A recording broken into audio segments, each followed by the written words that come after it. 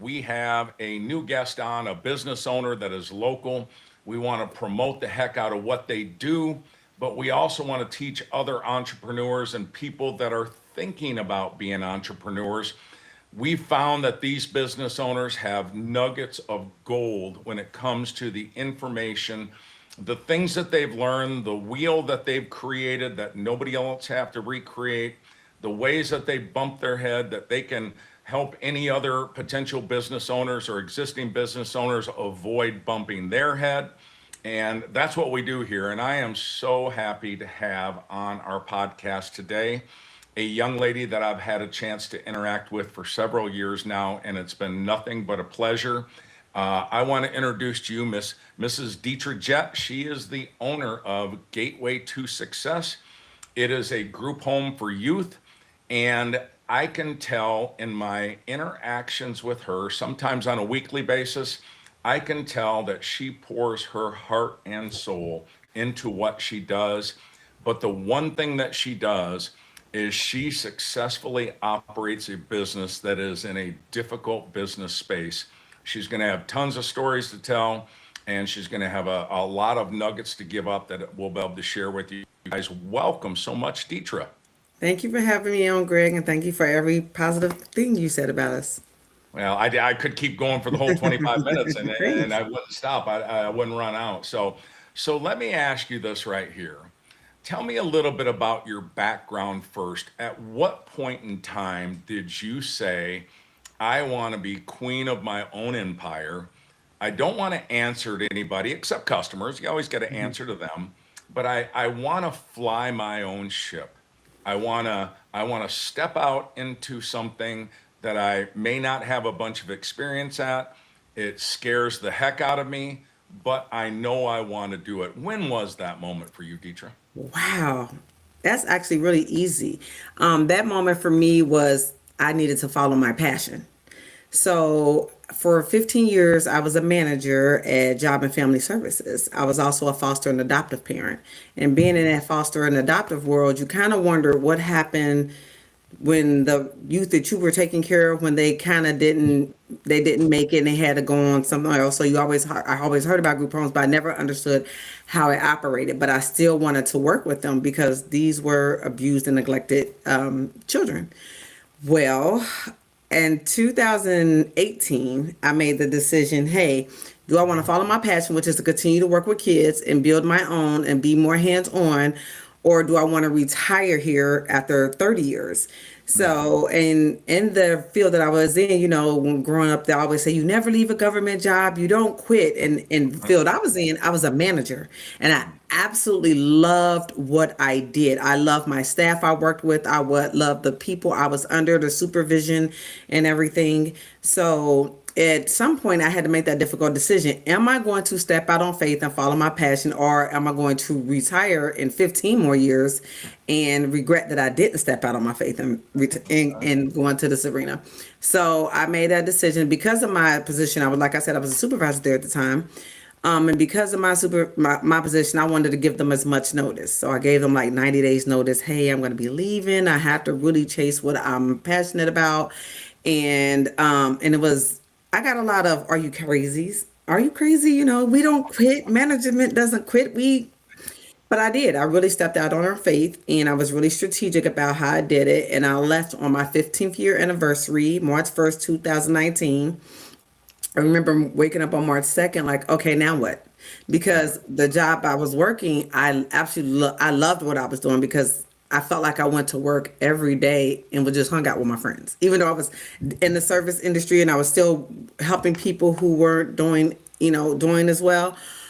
Because again, as job and family services, I still loved what I did and I loved going to work. So I work on March 2nd, like, okay, you don't have a job, you have no choice but to make sure you chase this and make sure this is your full-time focus. And that's what I did. So March 1st, 2019 is when I stepped away. By December 18th, 2019, I was fully operable, open, and I got my first resident, and we were kind of staring at each other like, now what? So, So you use the word that you love what you do. And we're approaching 50 podcasts now. Mhm. And if I were to play on a loop, or if I were to search out key phrases or things that people say, business owners say, almost every one of them in their 20 to 30-minute podcast said, if you love what you do, it's not a job. Even if it is a job, even if it is a business that you own, if you love what you do, you won't feel like you're working. So obviously, you set yourself up for success by saying, okay, the space I'm going to go into, the business that I'm going to operate is going to have to be something that I love to do. Mhm. When it comes to loving what you do, uh, as a business owner, it isn't all sunshine, rainbows, and lollipops. Not at all. Something in the past has, when you were on your journey starting the business, something jumped up and got in your way, and it may have made you cry. It may have made you think you want to quit doing what you're doing. What name one or two things that have popped up that you don't have to be people specific. They can be Mhm. things, they can be systems that you didn't recognize that you needed to have in place. Give us an example of one that popped up and how did you overcome it? Unfortunately for us, it's actually several, but there it is people driven. Not in a bad way, but it's when you can't connect in our field and what we do, especially when you have a passion for what you're doing. It's when you're unable to connect and reach a youth in which you work so hard to try to help, and you've navigated the systems and you tried to give them all the resources, and then it doesn't work out and you have to let them go. And that's very hurtful because I pride myself on, even when a kid is no longer in our space, we still have a connection. So I build upon relationships like with the biological family. If I keep connected to the biological family while that kid is in care with me, then when that kid leaves, you could continue to work with them. And the biological families are normally open to that, especially if you were a good placement for that resident. Well, there are times that I can't help you. There's like no more that we can give. I mean, we offer therapeutic services where my entire team is trauma informed based. That I have a great team, and I cannot not do this without them. But they're all trauma informed based, and it's like, what do you do when you can't help? When it's become too much and it is impacting your actual mental health and the mental health of your staff, and you have to say, hey, I have to let you go. I have to move you on to the next step, which is more than likely a residential treatment placement, and your heart breaks for that child.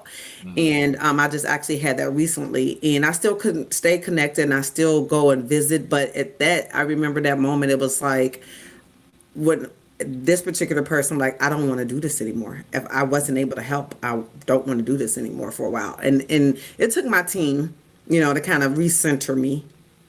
Mhm. So here's what I'm hearing, and it really goes hand in hand with you loving what you do. Relationships are key for you, Hmm. but you talk about really the end user of your service being kids, Hmm. but relationships with your staff. If I let you go on about your staff, and you've done this with me before, you Hmm. cannot say enough good things about them. How did you identify what staff to choose? How do you identify when you need another person? How do you identify if you have to let somebody go? Because those relationships are key in what you do right there, and your team really is everything. What I will say is about my team is I I never had to get anyone off of Indeed. It was always relationship based, and I don't mean friendships or anything like that. Being out in the community and seeing how someone interacts with other people, because it means that kind of showed me how you may interact with my team and my children. What I know, the state told me one time that the tenure with my team, they don't see a lot. It's just a high turnover in this field. I have people who've been with me since the beginning, and I built upon that. And it's like, when I say relationship based, I'll give you an idea of one. There was a particular young lady that she is now our manager. She's great at what she does.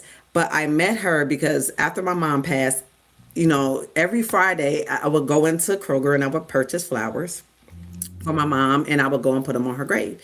And she always had a really great interaction with this young lady, and I always see how she serviced other people, how polite she was, how she really cared, how she also worked under pressure when she was a cashier at the time, but how she worked under pressure when people were being disrespectful towards her. And so I kept trying to talk to you, like, you know what, you really should come work for my company. She had experience in childcare as well. You really should come work for my company. But it was also a situation where, you get comfortable at a job, and you had been there for like she had been there for 18 years since she was a kid. So I'm telling her she should come work for my company, but she never would bite. And one day, I happened to go in there to buy the flowers for my mom, and she had already purchased them for me. And she gave them to me, and it's like, so she noticed me, like when I'm 4 customers in line trying to get myself together and not cry about these flowers I'm purchasing. So she knew it was something, but she never cried about it. And, she never, so anyway, she got those flowers for me, and that just really touched me. But but I say that to say I pulled her out of the job she was in. Like, I think you'll be great at this, and like I said, just from conversation, I knew she had that field where she had worked with kids and everything.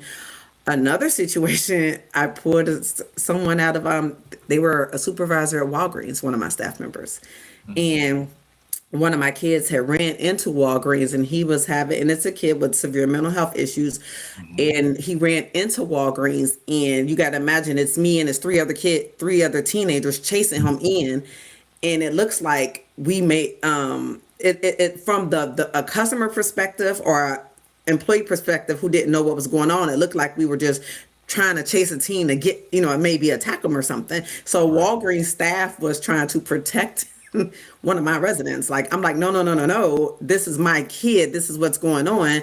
And so they hit him in the back room. And this particular cashier stood up like, hey, this lady comes in here multiple times a week. She's great with these kids. And this is just from her noticing what I did.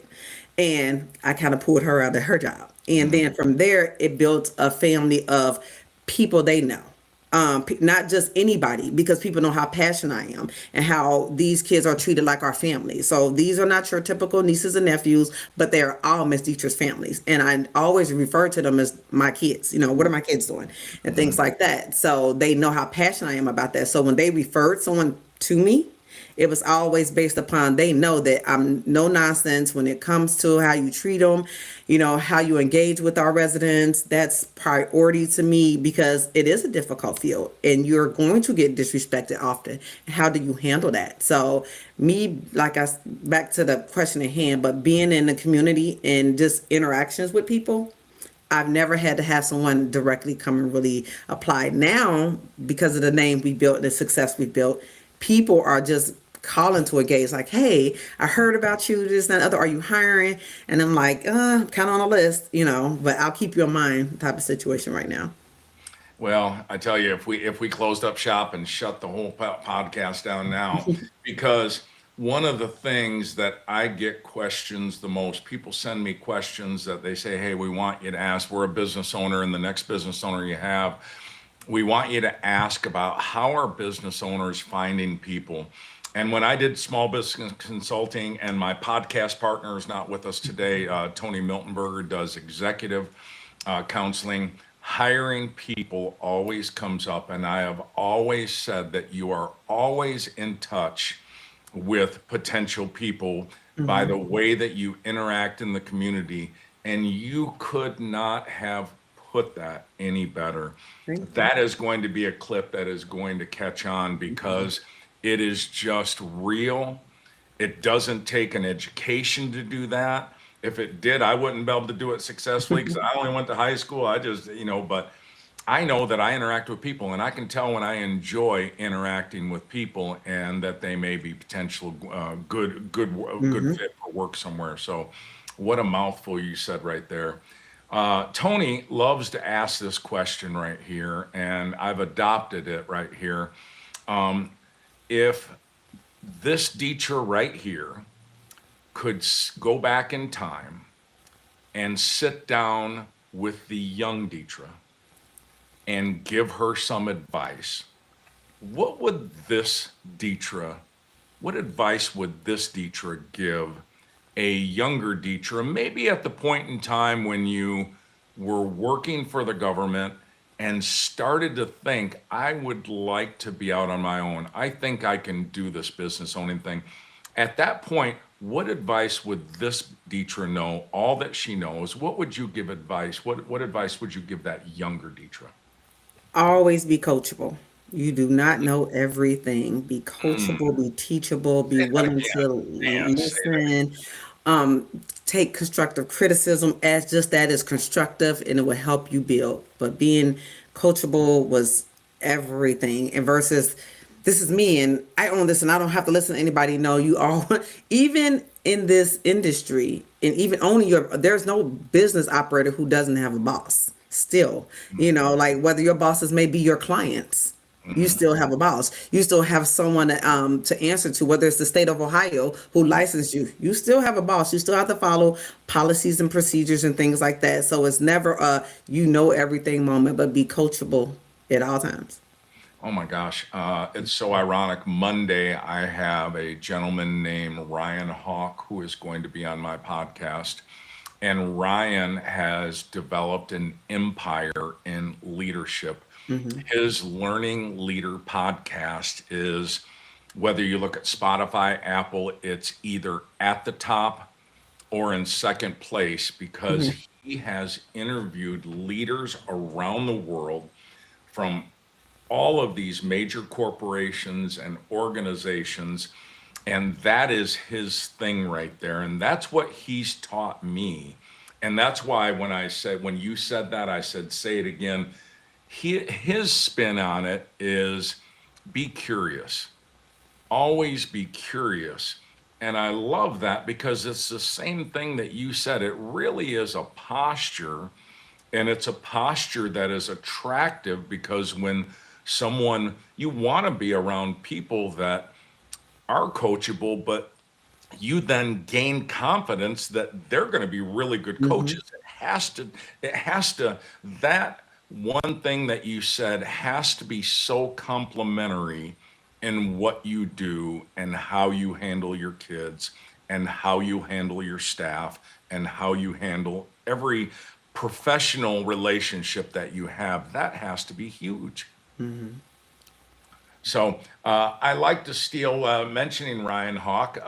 He's come up with something on his podcast. You can tell how smart I am. I steal everything from everybody, but I give them credit. Yeah, why reinvent the wheel? Right. Well, Ryan has started asking this question now, and I wish I could give the credit to the individual that he gives it to, but he loves to ask this question here.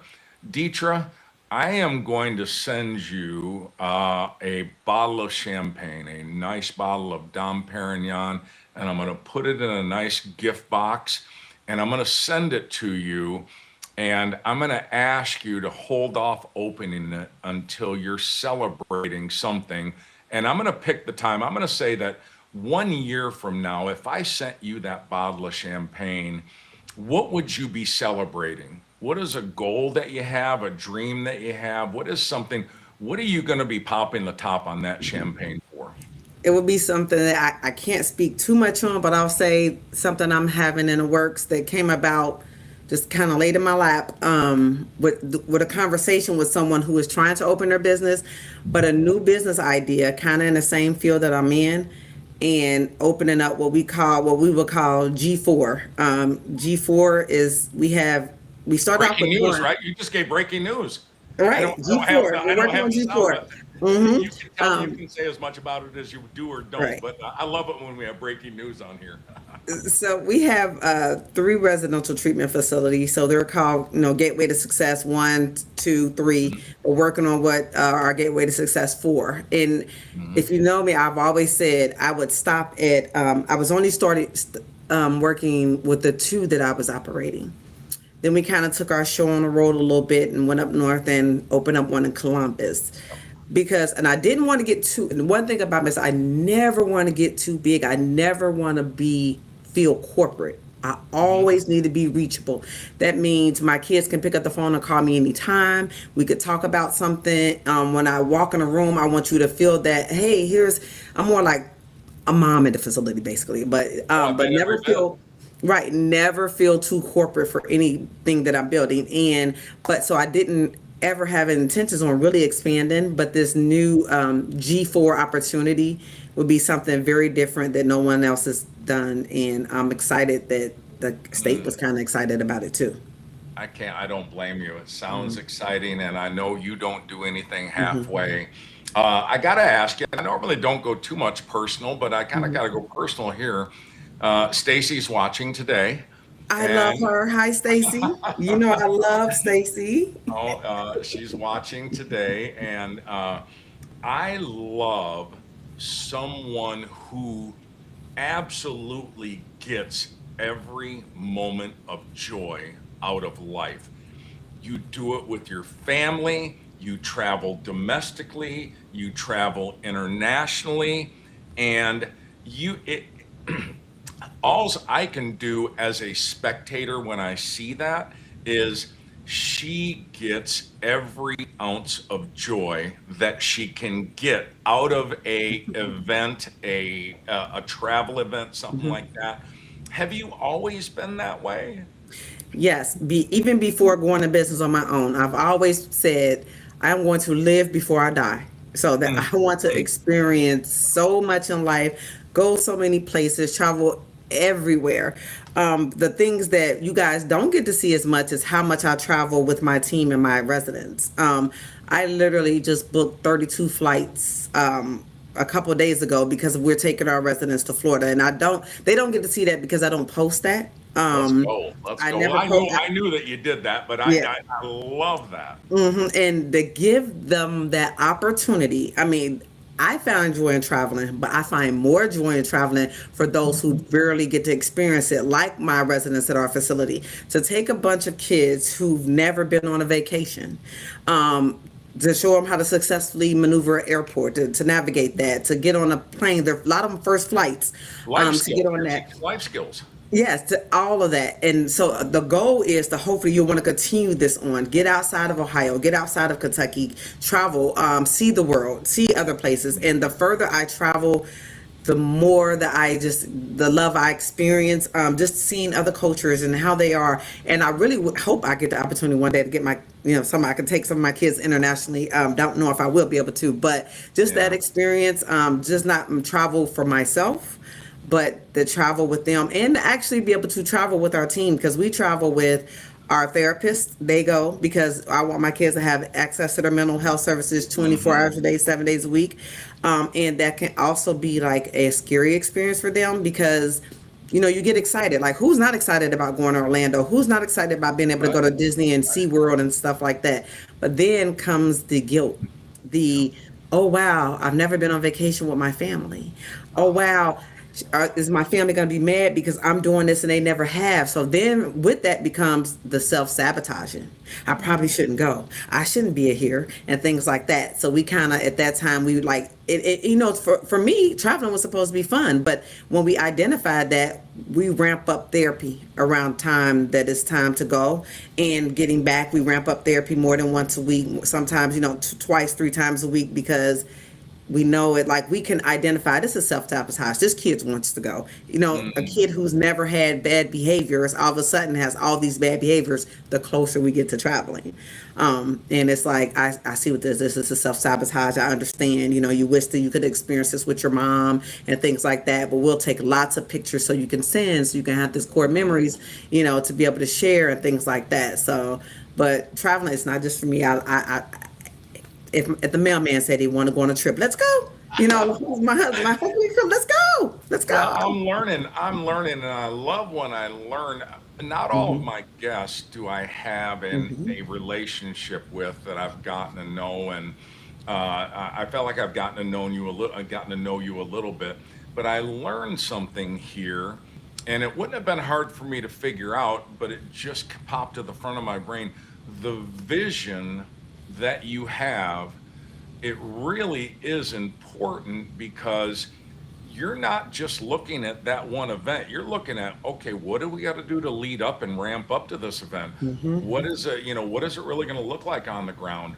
What are we going to have to triage when we get back? And what are we going to have to contend with? That is that's some 10,000 foot view vision that I just grow to appreciate that about you even more. It doesn't surprise me, not even in the least bit. But I really enjoy learning something, especially someone that I have a little bit of a relationship with. So, Thank well, I you. gave you a tip. Go ahead. I'm sorry, you said? No, I just said thank you. Oh, well, it really is neat. It's neat to see someone. You and I, we share the same faith. We're constantly liking each other's stuff on social media because it's so deep seated, and I can tell your heart. And it's so cool to go through life. Our pastor says every once in a while at church, he said, "When I reach the end, I want to be worn down, wrung out, Mhm. absolutely exhausted because I did everything he called me to do. I did everything that I wanted to do. And I don't want to get there with any energy left. I just want to be spent. And I can tell that you are doing that in life right there. And it's going to be a joy to be on the other side with you one day. I've enjoyed this so much. I prepped you for the hardest question that oftentimes stumps our guests. Our podcast has been built off of us asking a guest, hey, who do you think that we should have on the Ohio Business Spotlight? And Tony doesn't like to prep people for it. He likes to kind of surprise them with it, but I thought it'd be good to kind of prep you for it. If you could name one or two people that you interact with in business or you frequent their business, who would you recommend that the Ohio Business Spotlight needs to have on as a guest? And by prepping, let's keep in mind you told me 7 minutes before we started. So I'm still like, oh my God, who am I going to say? So I have a little trouble with that, but I would say one of them is Monica Rentz. Now she's not shy, but she has an amazing behavioral health. Amazing. She's so driven and dedicated to what she does with the people, and a lot of people wouldn't do not know that she owns it. But she, that's one. And oddly enough, I would say you, Greg. Ah, I would say you. I would say Tony you. had me on, and that's very humbling that you would say that right there. Tony I had would me say on. you because I say this all the time about Greg. For those who don't know, Greg takes care of me. I have the business we're discussing today is just my top. I love it. I love it, but I have like five. Mm-hmm. And the thing about Greg is that he covers all five. And I always say, I don't know what I have, but I know I'm covered. I know I'm covered. There's not a time that you don't pick up that phone. There's not a time that I don't trust you to have my everything at the forefront, and Mm-hmm. everything. And I can always appreciate that. And I think that in such an untrustworthy world, you are Mm-hmm. so trusted. I think matter of fact, That's let's do this. Let me come back and interview you on your podcast. Whoa, now you're blowing my mind, girl. Yep. That would be different. I'm gonna have to run that one by Tony. That might be a good idea. And I want Stacy to be my co-host. I Oh, love Stacy. oh, that girl right there is something else, right there. I look at her every single night and I Mhm. say, you know how much I love you? And she says yes. And I said, you really have no idea. You Uh, just have no She idea. doesn't because guess what? We love her. We Yeah, we we, we love her. We know how that we know she gets all the stuff done. oh, girl, that's an understatement right there. That's an understatement. Yet the kind things that you said about me, I could twist them back because in my job, I got to ask a lot of questions, and I know they can get aggravating. And it never surprises me when you reply professionally, respectfully, promptly. You always give what I need, even when I continue to nag you. Hey, I need this one Hmm. more piece of information. So you get just as much credit because you make the ease of doing business. Hmm. Really, it's a two-way street. So thank you very much. You're welcome. I want to tell you how much I am thankful that you took time out of five businesses and all you do to sit on here and talk to us today. This one right here is going to teach some people some things. Hiring, how to hire, just really a grassroots approach and being out in the community. I love that you said, I've never had to get anybody off Indeed, because you're out there interacting with people, and the vision that you have and the ability that you have to just get every single ounce of joy out of life. It is so cool to be around somebody like that, and it's so cool to watch somebody like that. Thank you, thank you, thank you for taking time. And thank you so much for having me on. This was great. I'm excited. Oh, I'm good. excited. Well, listen, we're going to wrap up today's episode of the Ohio Business Spotlight. Before we do, I want to make sure that everybody hops on the Follow to Lead YouTube page and hit that subscribe button. And when you see our videos out on social media, share the heck out of them. And if you know anybody that you think would be a perfect fit for this podcast, don't hesitate to reach out to me. Everybody have a fantastic day. Deetra, you have a fantastic day. We thank you so much. Let me know what Tony says about me interviewing you.